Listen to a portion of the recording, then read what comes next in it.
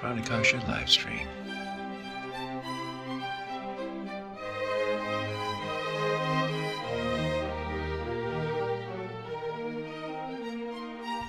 Hey folks, it's Matt at Pranakasha Productions, and today we're talking with Eric Jala of Rippaverse Comics. Rippaverse Comics, I happen to have their website up here, and this is what it says here. Rippaverse Comics, a comic book company for comic book readers. The American comic book industry has its issues, but that doesn't mean that there isn't a market. You just want awesome comics and a place to escape. Somebody has got to bring it back to the essence. Why not us? How was that? That was good. That was beautiful, actually. I liked it. So, I did I snuck around on your website, sniffed around, and I guess you're kind of the brains of the comic, and you're like the guy who writes the stories and creates the characters, and then you have a really talented artist who pens the outlines and somebody else who colors them in. Mm-hmm. Is that pretty common in the comic book industry? Is that how it's usually done? Yeah, that's usually the standard. You'll have a writer, you have a penciler and inker, and usually that's the same person, but sometimes you have those are even different. So sometimes you have like a 4-man team. You got a writer, a penciler, an inker, and a colorist that'll do the actual like pages. And of course, the letterer comes on after everybody is kind of finished and done their thing. But yeah, certainly with our company, that's kind of our style. We have the writer, we have the actual artist. I actually am working on another story where we do have a separate penciler and inker on it. So it just depends. Okay. But oftentimes, I mean, even now with this whole, definitely with people doing the whole crowdfunding stuff these days, mm-hmm. you're having a lot of people that's doing it all. Like you'll have a guy that's like, for example, with Ethan over there with Cyberfrog, I believe he's writing and doing the pencil and inks. The only thing that he doesn't do is the colors. So sometimes you're seeing people start to keep it in house a little more, but industry standard is kind of along the lines of what we're doing it because, you know, it's very rare that someone has a talent to do all three. Like I couldn't possibly draw in that way by any means. Wow. Okay. So what's the difference between someone who does the penciling and someone who does the ink? Well, what you'll have is someone will do kind of it's not necessarily a sketch. It's more of they're literally penciling out kind of what those drawings are going to look at. It's very thin in terms of the pencil is going to be a lot more detailed and whatnot. And what that inker is going to do is, of course, get around it, bolden everything up and make it look, of course, nice and bold to kind of color it in. So oftentimes, like I said, that's done by the same person, but you know, sometimes it's not. I mean, sometimes they're just really good penciler, and you know, inker has to kind of follow them more so. It just really depends. Okay, and then is it standard still to do it literally with the pencil and with the ink, or are there people that are now doing it all digitally? It's a lot of some guys are old school. I think that's a lot less common these days. It's a lot of it's digital now, but you know, some people prefer it that way. I know, you know, it's classic. I have a story right now that we're working on. It's pretty classic in terms of how it's being done. All that old original art is still theirs, and they're able to do that. And we just get everything transferred and make it look nice. Well, before we print it, but yeah, oftentimes there's going to be some digital process involved in it anyway. Right. But like as far as people are now, you get some people are doing their entire comics on like a freaking iPad. So it does happen. Interesting. Okay. All right. And then I'm just looking at the website. You've got this character called Isom. Mm-hmm. Is that it? Mm-hmm. What I could do, I could show your promo video that's like 4 minutes long. That's what it is for me, whatever. Or I can explain it, whatever you want. Let's put it in there. Shazam!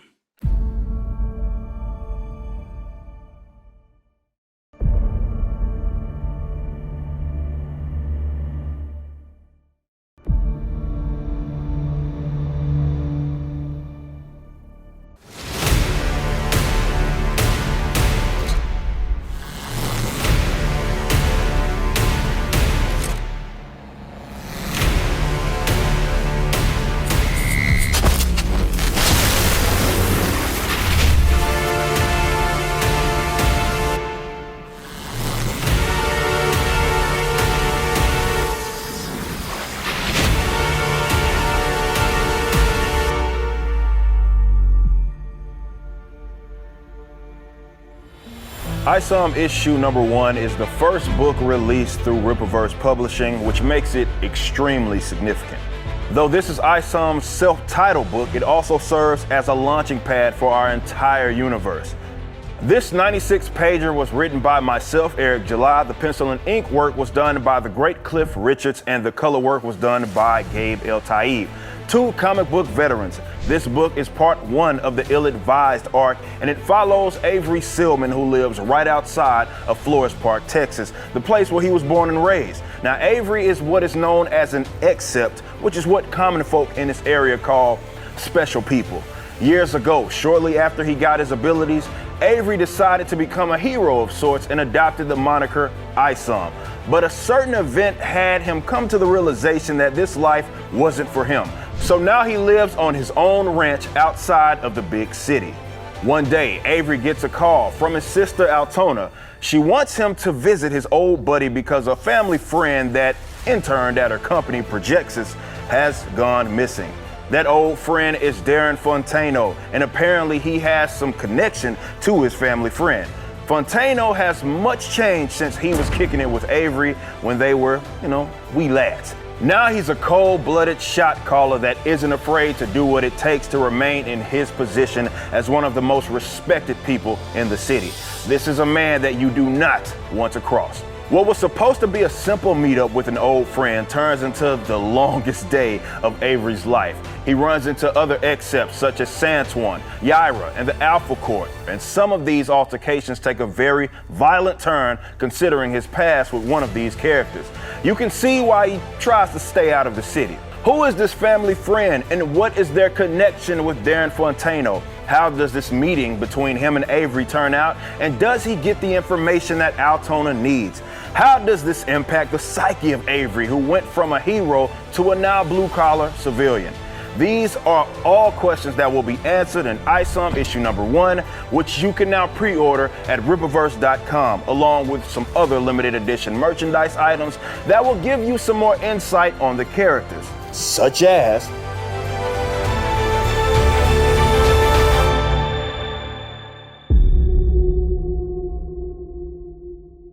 Earth, a place with such interesting beings.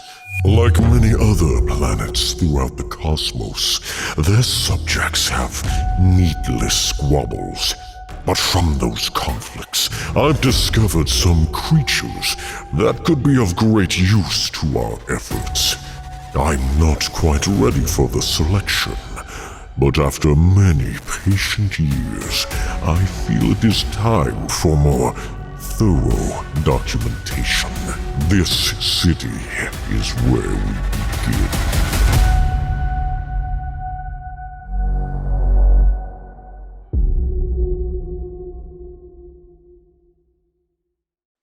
Well, that was pretty cool. So now tell us a little bit more about this character, Isom. Well, Isom, as mentioned, he's at a interesting spot in his life. Where we're picking up on the first story is he'd already been the hero of Isom. This is more of his coming to terms with the fact that he can't really run away from his past, and it's something that he needs to kind of pay attention to. But the story itself, picking up with his sister, of course, giving him that call, trying to say, hey, I know we have this mutual friend, let's, can you please look into it? And because, he's a person that values family, he goes and does it. And that whole experience right there is what people are seeing in the book, are going to read in the book if they haven't read it, is him, because he lives on the outskirt of the city in Flores Park, Texas. And because he's going back into it, he runs into a lot of different people. We call them accepts, people that have these superpowered beings, and Kind of like X-Men type of things. Well, I could see that, but it's less a more of a common catch-all term as opposed to X-Men are more reserved for just mutants. Most of those guys are born the way they are. Except it's like some of them may be born, some of them may not. It's just the people in that kind of area just define them as that. Hey, they see someone with special powers, they're an accept. And Avery's running into a bunch of them. And, you get to learn a little about, pick tidbits about his past, of course.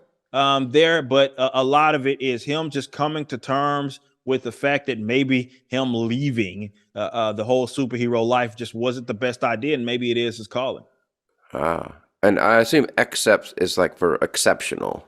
Is that what that means? Give or take, yeah, that's the kind of the concept there. It's just more of a term that, again, people within that universe use to as a catch-all to define like just people that just, again, have special abilities all throughout the universe. Okay.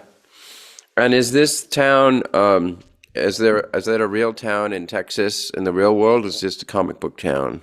It's technically a fictional town, so it's a comic book city. But of course, me being born and raised in Texas, also different areas. What city were you born in? I was born and raised in Dallas. Oh, but okay. I got a buddy in Dallas right now. Oh, yeah, yeah.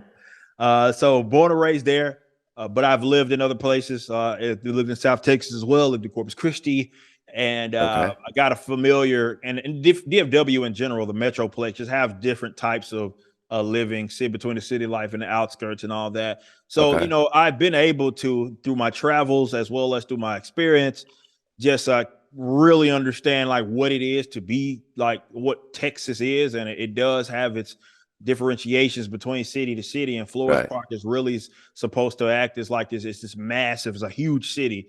That kind of, if you are from Texas, you'll see some familiarity no matter where it is that you are from. In it, you can kind of pick up that it's a Texas city.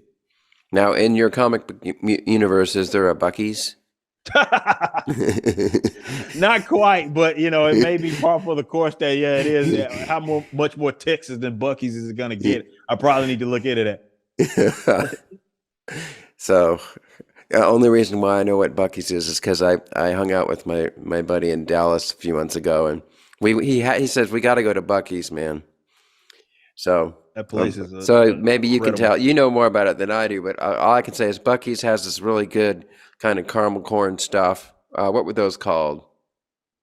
Oh shoot, what are those Buc-ee they got all corn kinds things called? They can have all kinds of things. And then they had like all kinds of different types of beef jerky. Yeah. I bought like you name it, many beef pounds jerky. of it. They have the sandwiches, of course, that you can grab, pulled pork, brisket, all that. And if you want to order some stuff too, we got great breakfast tacos. That place has it absolutely all. It's like you can't pass it and not stop by it. Yeah. Buc-ee's. Yeah. Yeah, that's cool. So, well, let me ask you this. So, how old were you when you found your first comic book? Oh, man, I had to be around, I would say 7, 8, maybe around there. I was pretty young. Okay. So about third grade. Yeah, it was around there. Obviously, comics. I grew up in an era where you had a lot of good comic book based media that was coming up, like X-Men the animated series, Batman the animated series. All that was like when I was growing up was like on TV, right? You can go home and go watch it. So between that and my mother introducing me to Flash, it was kind of my segue into comic books per se. And Wally West was the Flash at the time during I was coming up, and it was just one of those things that for me with Flash, a character that just was based on his speed. And I was a fast kid, right? Talk about third grade. I used to destroy these kids in field day back in the day as a sprinter. And, sprinting was something that I did all the way through the collegiate level. Oh, wow. Okay. Being went to Texas A&M University, Corpus Christi, was a 100-meter dasher there. I still have their school record in the 100-meter dash. I still have it. Yeah, still name still on that plaque out there if you go to the stadium. Interesting, because you look like, I always think of a sprinter as somebody that's tall and skinny, but you look more muscular and more kind of grounded. Right. It's more like for my build is more akin to what you see with a lot of 100 guys. The more like taller, leaner guys are the guys that are doing like some guys do the 2. A lot of them are doing like the 400, which I couldn't do. I did do the relay every now and then. I wasn't a fan of it, but I was a 100 guy, 100. So I was more of the, just stockier. Definitely by my senior year, I was pretty like beefed up my senior year. But yeah, it was it was easy for me to obviously resonate because of that with a character whose superpower was literally to just run fast. Okay, cool. So that was the whole cool thing with me, and like why I was so attached to Flash growing up. Wow. Okay. Huh. Well, did you ever watch The Big Bang Theory? Because they had the Flash in there sometimes. No, I've seen a lot of Sheldon, clips. you know. A lot of clips. I haven't seen the actual deal though. Yeah. They did a few gags where Sheldon actually dressed up as the Flash and did his thing. That's cool. Wow. Okay, so that's the Flash really resonated with you. And then did you find yourself like, did you go really deep into comics? Like, did that become like your world or Well, I would say yeah, for sure, absolutely. As a youngster, however, when I got older, you could fund this stuff, because comic books, buying a lot of comic books, just stuff you're picking up. My grandma would go to you go to the store, she'd get me some stuff like that. But as I got older, got my first job when I was 15, was able to start affording it, to be able to do that. And obviously uh going into my 20s, getting so many of the back issues and stuff that I got through the years was, it was awesome because I was like, hey, I don't have to ask for people's money to go get this. I can go buy it myself. So I Okay. became a much more rooted, grounded fan of it, obviously going into my latter half of my teenage years and in my 20s, Hmm. because I was simply able to afford it, Okay. and that was a big part of it. And yeah, it's just, even thinking that I knew it all, you never know it all. There's not enough comics that you can consume, you know what I mean, in Right. your lifetime, considering how far this stuff dates back. So it was always cool to kind of get caught up, learn about stuff, discover old stories. It was like my comic book life was just getting started, even going into my 20s, because again, there was just so much material to get caught up on. Interesting. Okay. Once you bought a comic book, did you keep it forever or do you trade them with your friends and stuff like that? Well, back in the day, that was stuff that you were doing, trading and selling it every now and then. Now I wouldn't dare sell anything it is that I have. It's just, you got to the point to where it's like this is an investment. So you got all these long boxes, and a lot of those comics aren't gonna ever be worth anything. But every now and then, a new character will pop up. They get a movie 10, 30, 20 years down the line, and you got their first appearance. So if I ever did want to sell it, I could make a lot of money off a lot of the books it is that I have. But also, I have dreams of building kind of my own little library here. I would Uh-huh. love to be in a position to where, I joke about this with my wife about us building like a library, getting a new house once we do, and building like a library in it. And I love to have file cabinets for all the comics That'd be cool. as well, and just have a room that's specifically dedicated. So I can go in there and pull out, but also future children will be able to. My kids will be able to kind of go in there and nerd out and see some of the stuff it is that I grew up on and was reading. That's cool. Yeah, I was just at Emerald City Comic Con, which is the big Comic Con thing that happens in Seattle. That was just last week. And of course, there's lots of different, now Comic Cons are way more than comic books. There's all kinds of other stuff that happens Yeah. there too. But they still had a lot of stands that were still comic book type of stuff. Yeah, that's neat. I have a friend of Yeah. mine too who's really into comics. He's a musician friend, and he knows quite a bit about it. Wow, that's cool.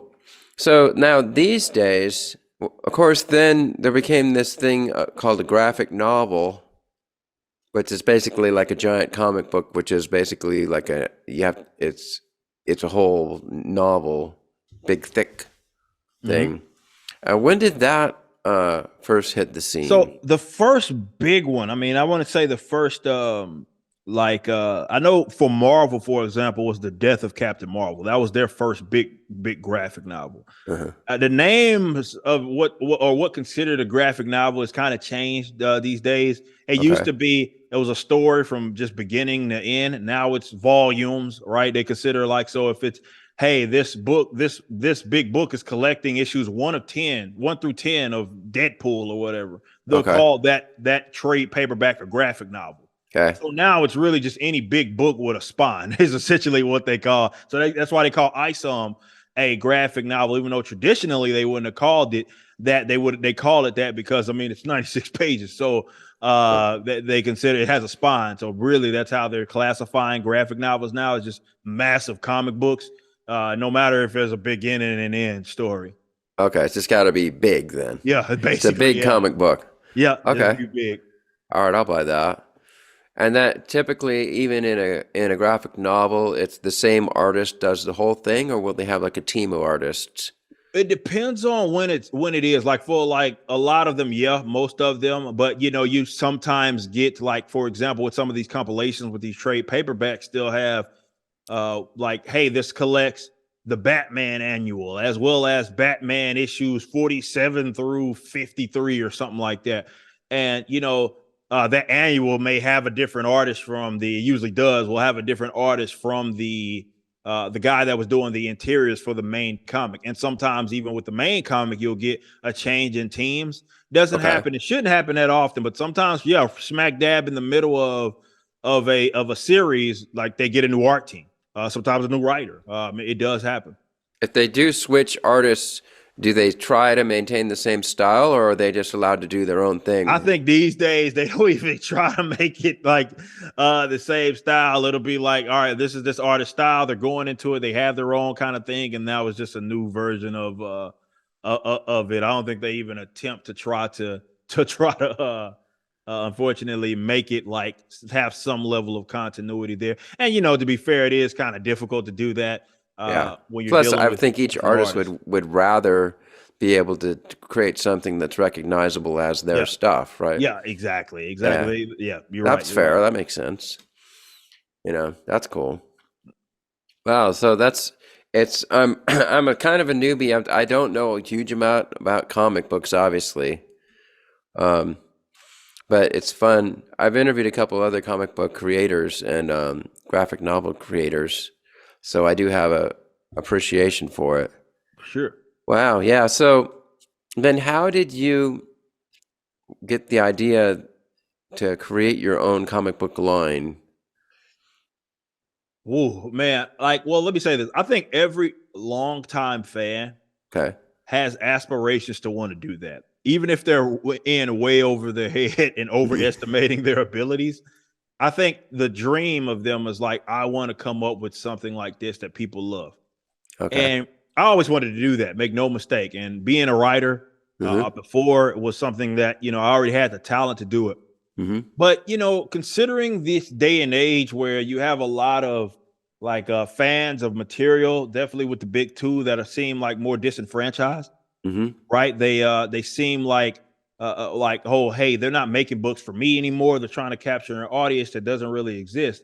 Okay. And you know, I was one of them. You know, one of those in being a fan myself. So I've been a critic, if you want to call me that, a person that has critiqued what's been going on with comics. And I thought that it was just a great time to put my money where my mouth was and Okay. do it myself. And I had a lot of growth. Obviously, the finances came as I was saving the money, but I had successes elsewhere as a commentator, be it in Okay. the political space, in the social political space, as well as just the music stuff that I've been doing. Oh, So you're doing a lot of stuff then. yeah, I was doing Okay. everything. You know, I was Okay. kind of a jack of all trades kind of situation where I was just doing everything that I could do, and it just happened to be successful.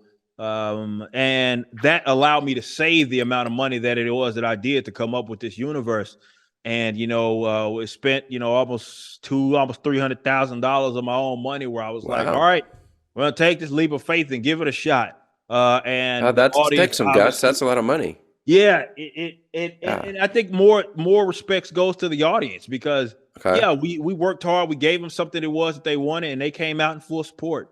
So Great. you know, For like a Kickstarter or something like that, or well, what we did was we had it was more of a pre-order campaign. So what I did okay. was I said, hey, I like the transparency of what like Kickstarters and GoFundMe's, or rather, Uh-huh. let's say Indiegogo. I Yeah, like yeah. the I've heard of all those. transparency where they're always like updating their audience. You can see how Mm-hmm. much money it's bringing in. That's all. That's cool. So I was like, hey, how about I take that and I just, instead of like, crowdfunding it, I'll just pay for it myself, but we'll have all the transparency so people can see how many books are being sold, how much money we've made, all that stuff. And it Okay. was a perfect blend, and it worked out. People loved it. They like Cool. seeing that number go up. They like to continue to see the support for it. And I'm obviously blessed. I'm thankful that those guys came out in the way that they did. And more importantly, it was about them liking it. So we had to convince them to buy. We did. And It was about, I guess, a 99% like ratio because these people loved it. They absolutely loved it. They thoroughly enjoyed it,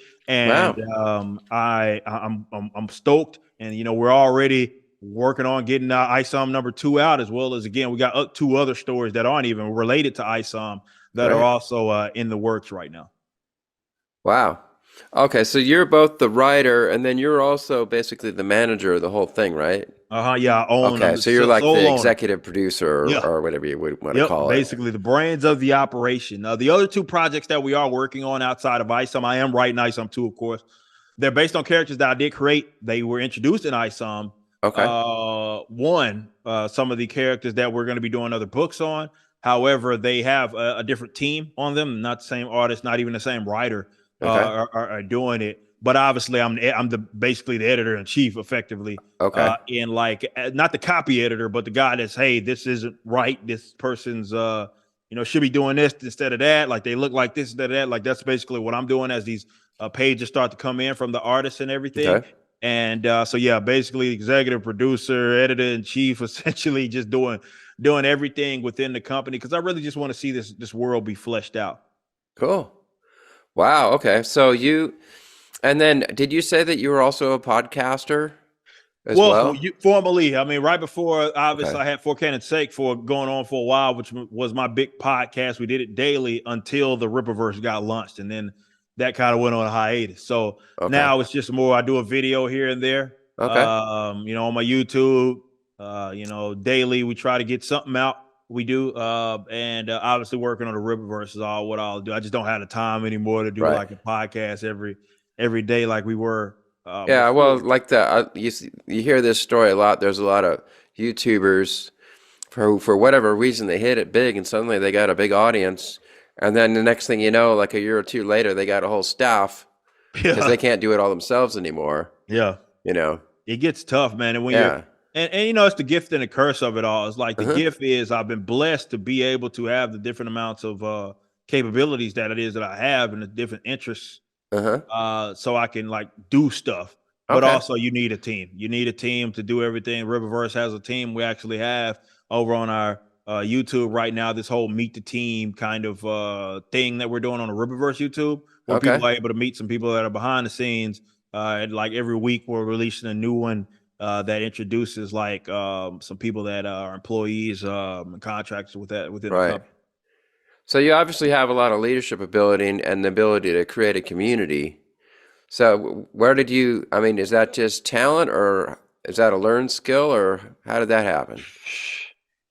I would say it had to been a learned skill. I think Okay. leading was something that I was always I was always decent at. Obviously, in the workforce, you kind of learn how to do that. With being in management and doing stuff like that, when you Hmm. get thrust into those positions. But I think what benefits me the most here is the having be the creative as well. Okay. And I understand what the audience wants. So I'm able to I bring the sense of business to it, but also, whereas to now with a lot of these IPs, you think like Bob Iger's reading for a bunch of Marvel comics, probably not. You know what I mean? It's probably Yeah. not his thing. And it shows. He's like, hey, I hire guys to hire guys to hire guys to facilitate that. Whereas Okay. with this will forever be my baby.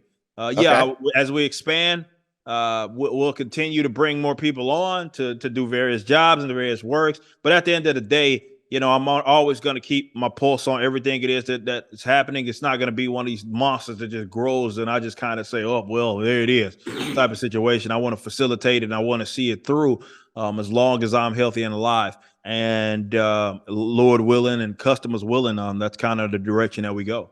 That's neat. Oh, now I assume first you got to tell me what's Ripaverse? What does that mean? Well, my name, obviously, my nickname growing up in high school, Young Ripper, had always been that. Okay. And we talked about I went back and forth with myself and some of my guys with what we were going to name the company.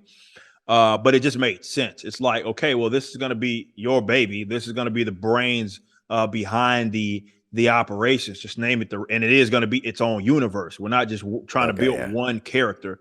We're building multiple characters, and everything that we release under our brand is going to be under the universe. Okay. Even if the characters don't know each other, they'll still exist in the same universe per se. The same And Ripaverse. yeah, so Yeah. it made sense. It's like it's called a Rippaverse. And So it's just like the universe inside of your own mind type of thing. Essentially, Yeah. that's a good way. That's actually a great way to put it. Okay. Okay. Fun. Okay. Now I'm assuming also, usually if somebody's this passionate about something, that's like there's a message that you either consciously or subconsciously really want to put out there through your comics, right? And so, like for you, what is that? Well, for me, I just want my audience to be able to have fun. I think all too often right now we have people that are making works that are, beating their audience over the head with like some on the nose political or social view or something. I think a lot of people are growing tired of that. For me, it's like, yeah, everybody knows like I'm a libertarian. I value liberty. I'm a individual free. Like this is what it is that I am. And I think people that obviously watch me understand that. But, there are universal truths that are out there. What is good, what is evil, stuff like that. And those are more intriguing for me to entertain. It's not to say that we won't tell complex stories. It's just that my first big thing is to get people lost in it. There's enough nonsense going on in the political realm, in the social realm, whatever. And I want people to be able to say, okay, this is a place where I can get lost in. It's building a fandom so I can converse with other people that are also fans of this material and converse and have fun. I want this to be a product that people get to, that they actually look forward to digesting and diving into. And that's the biggest thing for us. It's more about, I want my audience to have a blast, man, and be able to, no matter what they're going through in their little lives, I want them to at least be able to have some fun with a Ripaverse book. All right, let's put on your businessman hat for a second. So I'm assuming you've analyzed your target audience and the demographics. So what is if you were to look at a fancy graph or a picture of the people who love Ripaverse, how would you describe them?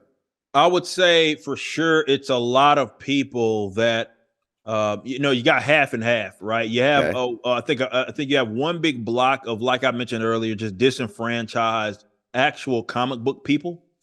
That are again feel just disenfranchised from and disconnected from what it is that they used to love and value.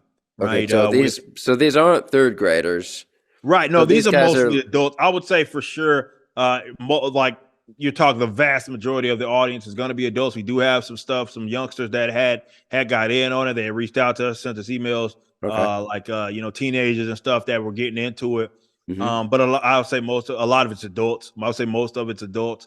And I would say it happens like that because, again, you have one half of the audience that's just big into, always been into comics and comic book lifers that just want something that's just better. And then you have the other half, I think, are people that love what it is that we are doing. And they may have been comic book normies. They may have not been big comic book guys, but they wanted to get in, at the start of something. Maybe, it's a good luck trying to explain, hey, I saw the Batman movie.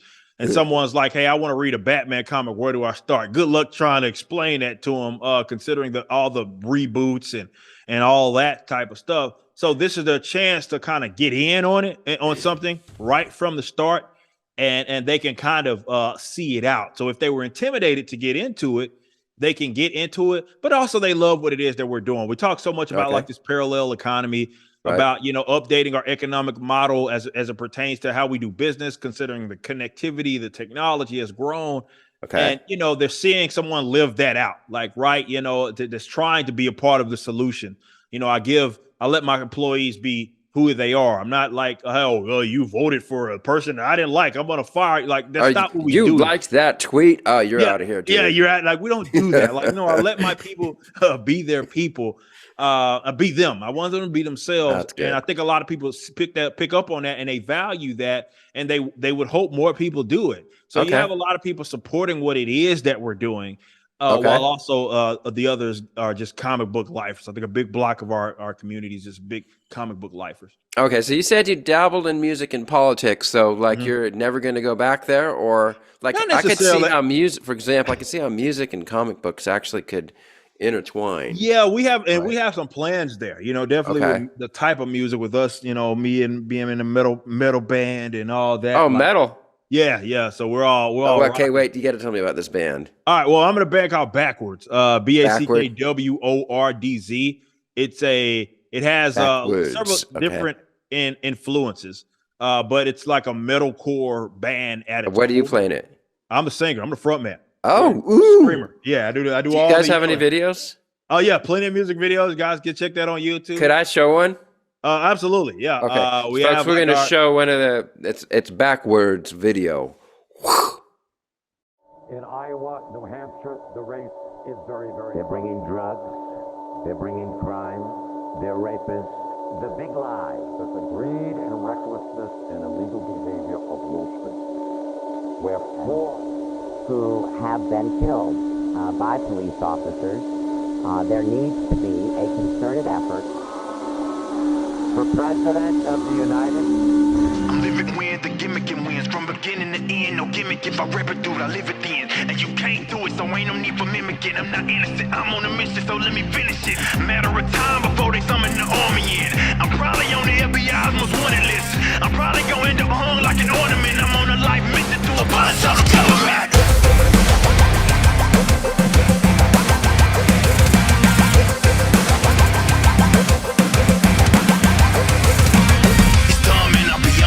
So we gon' cut to the chase and get rid of metaphorical nonsense. None of that eloquent bogusness. I want you to know what it is, sucker kid. Y'all people keep voting now. The rock hell is now about to die. I'll be on my phone and trust the sky. You were told the phone just can't touch it around. Back to my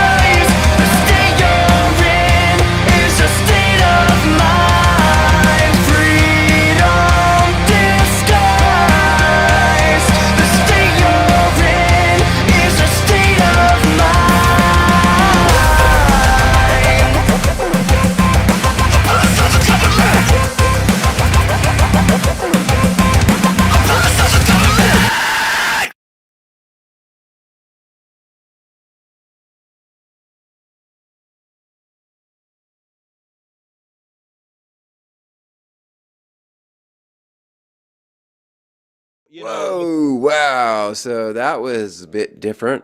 yeah, Huh. yeah. Nobody usually expects me to be screaming at the top of my lungs on these songs. Do you And guys still do gigs now? not right now. We're at Okay. a kind of sweet spot right now. Everybody, ironically enough, we have two members of BackWordz that are working for Ripaverse, right? Alex, my Okay. financial operations guy, is the singer. The other guy that does the clean vocals that you hear, as well as Brian, who is the second guitarist Okay, so I mean, for our couldn't you band. like write a song that was sort of based on your comic books and then show your comic books up on the I could, screen yeah. while you guys There's a play and lot of stuff like stuff that? that, yeah, 100%. There's a lot of stuff that we're looking to do that's Okay. along those lines. If not as backwards as doing some in universe stuff, that could be cool. And just having that background allows us to do that. We have already the capabilities to certainly do that stuff. But we would love to get back on the road here soon enough. We just want to facilitate the growth of Rippaverse first, get Okay. at a coasting standpoint, and then they'll start to see us again. The political stuff, yeah. I mean, I talk about it pretty much, when I feel like doing a stream or they see me Okay. tweet about it, but they see me do a video or something on it. Still, just not doing the podcast every day. That's the Right. only difference. Yeah. Okay. Very interesting. Well, see, the thing is, though, so you are a podcaster, let's say a podcaster on hiatus, Yeah. comic book guy, entertainer.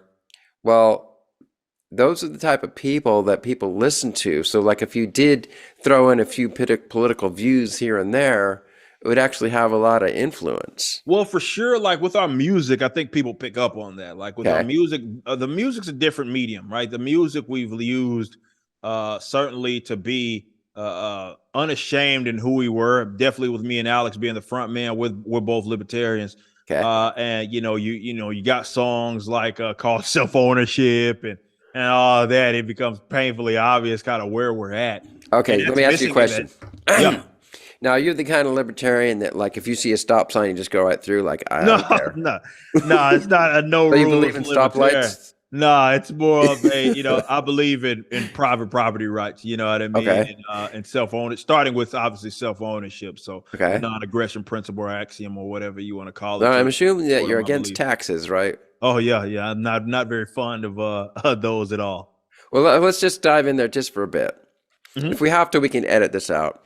Yeah. But so from a libertarian point of view, is there any legitimate need for government?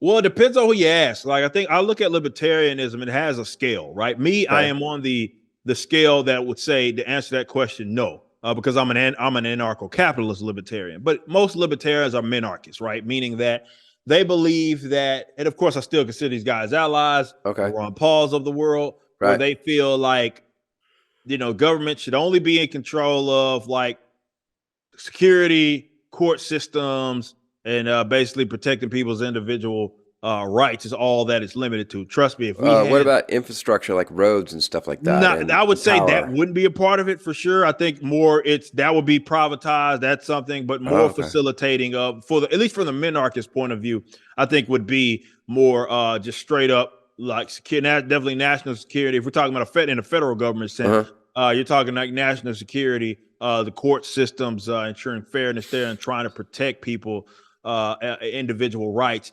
Okay, so let's suppose you went down that, wouldn't that just kind of become kind of like what feudalism was back in Europe, 1,000 years ago? I wouldn't consider that because I would consider Really? more feudalism, more again operating in combination with the state. And I don't think that's what libertarians particularly want. Libertarians are more so wanting the state to the minarchist that is, not me. You know what I mean? I would say eliminate it all. But the minarchists would certainly, which is most of the libertarians, would certainly say that the utmost number one, which I would agree, important thing is private property rights. That starts with self-ownership. That means you own yourself. This is why things like murder or theft and all these things are bad, because it's like with murder, it's a violent bodily certainly invasion. Somebody's stealing your life. Right, exactly, essentially. What libertarians would believe is that the minarchist would be that the state's job is to uphold that. and to ensure when there is some sort of private property rights that are violated, there's some level of restitution, there's some level of punishment, let's say, per se, for people that are doing bad things in terms of aggressing on peaceful people. So I think that's the one thing that people would so I'm going to pick this apart a little, and I'm just analyzing. Okay, so how, like, once if you do achieve through some revolution, let's say, you achieve an instant of pure liberty, then how do you maintain that? How do you keep, because what would naturally happen, I would expect, is a bunch of little tribes would emerge, and then each tribe would have its own set of customs and laws and things, and then everything would start all over again.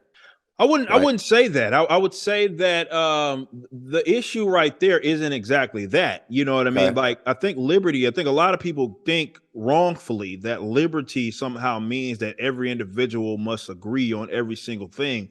And I don't think that's what it is. The way I see liberty is the freedom for people to both integrate and separate on voluntary means. So as long as it is voluntarily. So you're right in the sense that, yeah, inevitably speaking, people are going to gravitate towards like-minded people, and they may have their own set of customs. There's nothing wrong with that, so as long as it's voluntarily arrived and they're not, let's say, holding a gun to someone and saying you're forced to be a part of this. No, as long as it's voluntarily arrived, no libertarian's going to be against that by any means. It's when the what do you do when what happens when you bump into some other neighboring tribe or whatever that doesn't hold the same libertarian views as you, and then they start imposing their stuff upon you? Then, well, that's the act of aggression, and that's where the minarchists will believe that the state's job would be to mitigate that sort of problem, because that's the act of aggression if you're trying to use force on peaceful people. The state, I would argue, certainly hasn't done the best job of preventing that. So if someone were to criticize the libertarians or to say the libertarian notion, to say, well, wouldn't that lead to that? I would say go look in like your own cities where you see a lot of that already taking place, and the government hasn't exactly done the greatest job of being able to prevent it. Okay, so the state, so in the libertarian ideal situation, I mean, how do you maintain this state? As far as if you're talking about in the minarchist, well, yeah, I mean, how do you fund it if there's no taxes? Well, that's different. I don't think that minarchists are wholly anti-taxation. I think that something, let's say, from a sales tax or something would suffice, or voluntary means of through these various things. Now, no, like I say, I'm an anarcho-capitalist where we don't make the exceptions. I don't want any of those systems to be funded by the state. Would I accept a minarchist society culture over what we have now? 100%. I would prefer that over what we have certainly now. But the idea that, definitely with taxation, it's minimal. So you wouldn't need the near amount of taxes. Let's say you have people's 30-40% of people's income being taxed to pay for this bloated monstrosity. Right. If the government was only in charge of, let's say, the security, national security, court systems, even police, stuff like that, you wouldn't have that much coming out of people's taxes. The problem is that you have so much of it, and it's going to a bunch of nonsense. Taxes will be so minimal if all it did was fund those institutions. Yeah, and part of that, the situation we have right now is it's just been around long enough that it's gotten corrupt enough that there's just all kinds of wasted money that basically just lines people's pockets. Yep. And doesn't actually accomplish anything. 100%. Yeah. Okay. Yeah. Okay. Back to comics. So in the comic book world, do you address any of that stuff? I mean, you said you don't do stuff on the nose, so not really anything. But do you? There may be sort of underlying ideas, but it's like basic stuff. People that know me may pick up on, hey, that's kind of a nod to this, nod to that, but it's not really anything on the nose. The only concepts that, of maybe like, again, what is right, what is just, what is good, what is evil, like these main concepts. And there's going to be an influence here or there. but ultimately it's going to be with things that people can identify and resonate with, no matter where they're at on whatever political spectrum that they're on. That's the kind of content it is that I'm trying to make. However, yeah, obviously I as an individual don't exactly hide where it is that I'm from politically by any means, but I just don't think the comics are the appropriate place for me. Not saying other people shouldn't do it. Other people are absolutely doing it. But for me and what we're trying to accomplish and our individual goals as a company, we like to keep it subtle. Okay. That's cool. And like, so your characters, is it pretty obvious to tell when you're in the Rippaverse, is it easy to tell who the good guys and the bad guys are, or do you have some characters that are sort of like in between? Well, so far you kind of you got a little bit of both or all three. You have some guys that clearly are bad. Isom, the main person that he's going after, but you also have some interesting people that we haven't yet developed that people don't really know. That's part of the fun journey, is learning who these characters are, where their set of morals and ethics are going to lie, and how that actually conflicts with some of the other characters that are going to be in the universe. I like to entertain it all because, some people are a little more complex, but we still want to prioritize, let's say, drawing that line in the sand, definitely when you talk about good and evil, to make it painfully obvious. I think the trope, unfortunately, that's plagued a lot of modern stuff is this: they're afraid to allow villains to be villains, right? It's always got to be this over the top, it's not even complex. It's more, they want you to be more sympathetic. You're not getting a lot more cutthroat villains like you had in the past. And I think we do need more of that, or a return to that. Okay, so it's a return towards a more good versus evil rather than this person ended up this way because all this stuff happened to them when they were a kid type of thing. Right, yeah. Interesting. All right. So, so that sounds like the target audience is actually adults, and then kids get introduced to it through their parents, it sounds like. That's a thing for sure. I'm not in the business of making, I don't see myself, this could change next week, who knows, like making just strictly like children's based content within our universe. Because I don't want to insult the audience, right? More so because those kids aren't going to be kids forever. So I can write something that's appropriate for them to read. Like Isom, for example, doesn't have anything egregious in. There's no nudity. There's no crazy things in it that, let's say, a youngster just absolutely should not be digesting. If someone is 13, that they're going to be okay with Isom. Now, we will tell stories that will be more adult oriented. We're already working on one of those that is specifically going to be probably for 18 plus up audience. But for sure, we're going to have things that youngsters can read, but we don't want to insult them. They're not going to be 13 forever. So we want them to be able to come back and read that. Maybe they read, maybe they're 13 now, and maybe they read Isom, and then they come back, at 19, 20 and reread it, and they have a different perspective because they've gone through the experience, and they can kind of pick up more so on what these themes are and what everything means. So the story becomes more timeless because you're going to spend, Lord willing, if you're healthy, you spend more time as an adult than you do a kid. So we want to make sure that we're writing it for them to not just be some throwaway that they age out of. Okay, that makes sense. All right. So in your timeline, of the grand scheme of things, how far out is your first feature-length movie? Well, it might be closer than look. If I keep having more $1 million campaigns, who knows, right? How quick that is. I would love to enter in that space. I would love to enter into the animation space. I would absolutely love to do that. It's just a matter of the cool thing about this company. We have no investors or anything like that, and it'll remain that way. So all we do now is just as far as the customers take it is as far as it's going to go. And that's a great spot to be in because we know that we're going to do as well. As long as we keep giving them what it is they want, They're going to continue to fund it through purchases. Mm-hmm. And, you know, that's going to open the door for other things, you know. So we have a lot of cool stuff that we're working on. For example, for the Isom, the Isom 2 campaign, a Mm-hmm. pre-order campaign that, you know, because we have the starting pool of money now, we could invest in it. And that's kind of going to be the nature. So as we continue to sell these books, people continue to want in on it. We're going to continue to grow. And I'm just excited for what may come. Because, yeah, look, I didn't expect to make $3.7 million on the first can. That was not in I wasn't imagining that was ever going to be possible. How did that happen?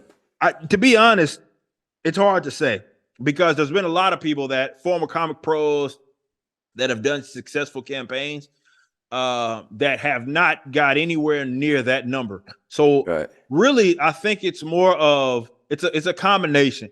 Yeah. People liked it. They liked what they see. They saw, you know, Isom. They saw the book. They saw the storyline, trailers. But also, they know it's coming from a guy who had spent all of his time on YouTube and in the public sphere talking about this stuff.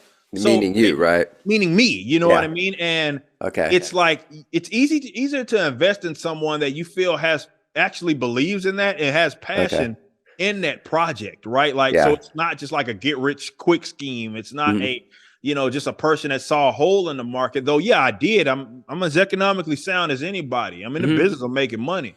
However, you know, when they've seen it, they've saw me come up, and they know that this isn't just something that we're playing around with. I also think the way that we presented it was about as professional could be. Okay, we had the project done.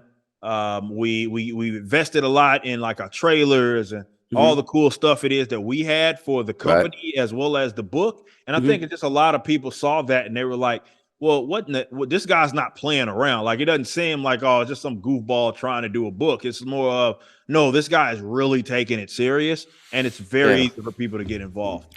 Yet there's another aspect to you. There's a certain kind of everyman, just kind of casual, easygoing, likable type of thing that you put out. You're just really authentic, and so that, I think, puts people at ease, and they're like, hey, the guy's professional and he's good, but also, I mean, he's also acts like a real human being, and there's a certain magnetism you have, and I think that's true from what I see right now. Okay. Yeah, I think that's a big part of it, and it's actually a lot of the advice that I give people that are trying to be up and comers, trying to be creative.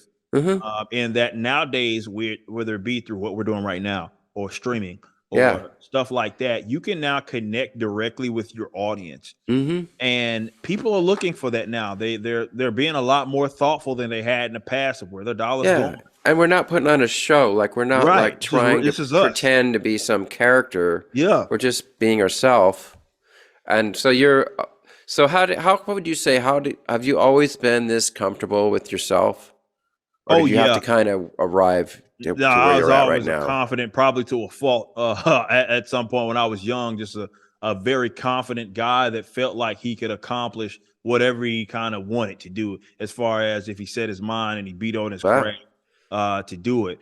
Were you born that way, or did your parents instill that in you? It's hard to say. Like, I would say it was just more of a learned trait. You know what I mean? I don't think it was anything like my parents particularly made or emphasized. If they did, I guess it was more indirectly. I don't remember having that conversation with my father or my mother or anything about that. It was just more something that I picked up on. But I will say this: I think the things that I was involved in when I was young helped me do that, particularly sports. Being involved in something like track and being like usually wherever I was at, I was the fastest one there. So just because you come, you are actually thrust, whether you want to be or not, you're thrust in this position where people are looking at you, your teammates and colleagues are looking at you in some kind of way because you're the best there, or you're one of, let's say, the best there. And I think that instilled a lot of confidence through me by experience as well. My mother also was made it a point, I think, speaking. That's why speaking kind of came so naturally to me, because like I grew up in a church, And I was doing like Easter speeches. I was like, look at these pictures my mom has me. And How old were you when you're doing your first Easter I was young. speech? I was like 5. I was like very young when we started doing those Easter speeches. And I in would front do of the entire congregation? Yeah, I would do it every year up until like, in my teenage years. But that got me that was my first kind of experience of speaking like in front of people, on the spot. Okay, now hold on. So were you talking about the Easter Bunny, or were you like no? This was like talking about actual Jesus actual scripture, and stuff that we would that they would have me do speeches on. So you're 8 years old up on the podium, and you're saying Jesus died for your sins. Well, it was up there on the cross, and you you got to come to Jesus right now. It was more of like, it would be like the stories, right? Definitely the story of, there would be like speeches that or had existed on like, and poems as well that were existing on like, the story of, Jesus, him risen and stuff like that. And, I would do speeches based on it. And like I said, I did that. I can't remember not doing it up until, like I said, I was in high school probably when I was like, wow, all right, well, he's done here. But I would do that. I was obviously a great speaker going in high school, something that came naturally to me when I was doing these communication classes and stuff. And when I went to college, I ended up majoring in communication. So it was. So people, there must have been somebody out there that was like, you need to become like the next senator or the governor or the president. Oh, 100%. Like even now, right now, every day there's some, hey, man, you need to be getting into politics or something like that. I'm like, nah, I just don't feel like that's my calling. I think I'm where I need to be. Okay. That's great. Wow. Very interesting. Yeah. Ha. Okay. Well, I promised it's Friday night. I promised my wife I would wrap up pretty early so we can go out to dinner. But but of course we can have you come back again. Yeah. I'm 100% up for it. This was fun. I don't even know how we must have just ran into each other on Twitter. I don't even know how we came across each other. Was that what happened? Yes, I think that's exactly what happened. Definitely I think either you commented on one of my tweets or I commented on one of yours, and then we followed each other, and then we DM'd each other, and here we are. Yeah. Here we are. Yeah. That's very cool. Wow. So congratulations, sir. And so how long has it been when Ripaverse, when the word Ripaverse came into being, was how long ago? That had to have been over probably 2 years. You created this whole thing in 2 years, this entire empire? Yeah, give or take. Some like probably 3 if you add like the world building.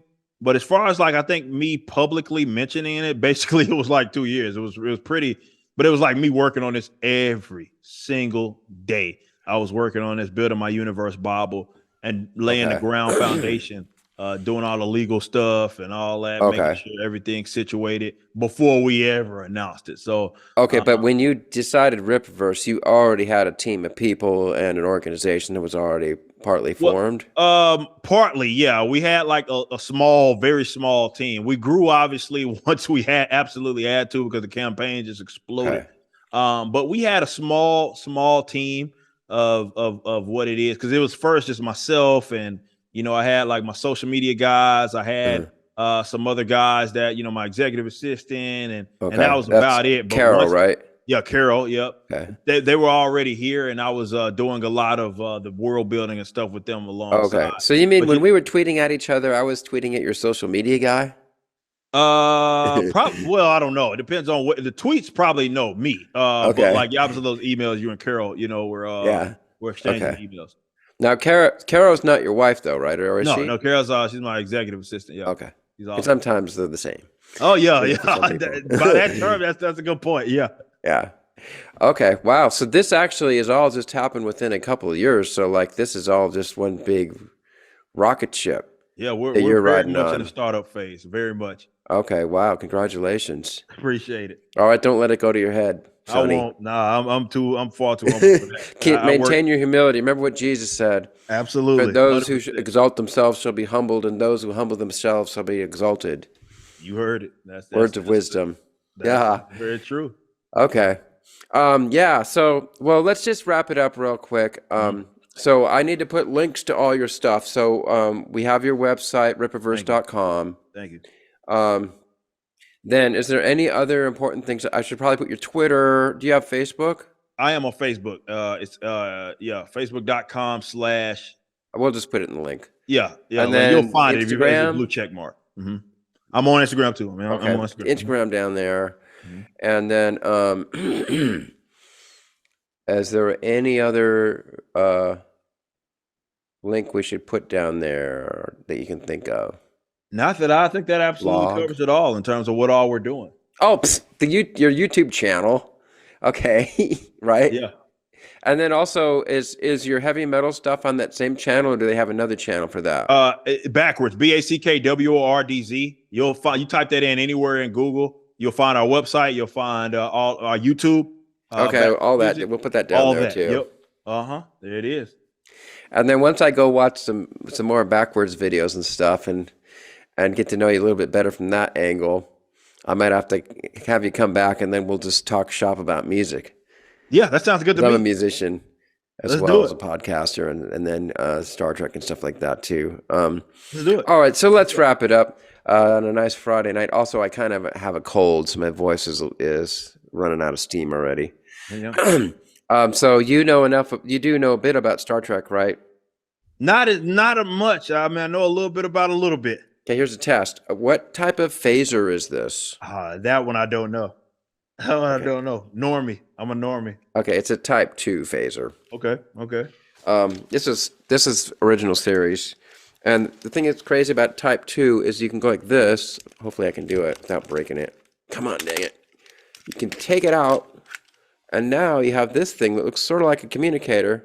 Oh, nice. But that's a Type 1. Okay.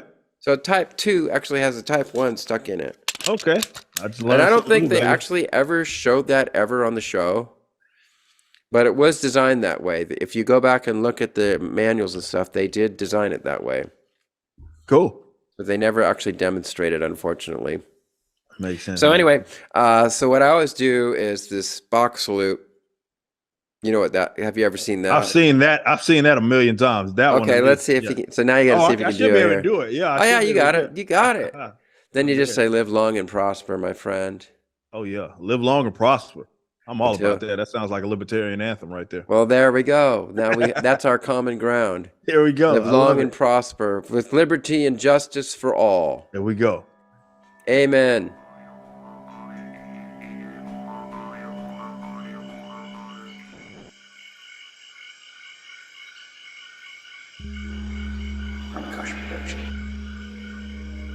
Fantastic creations emerging spontaneously from the space of life.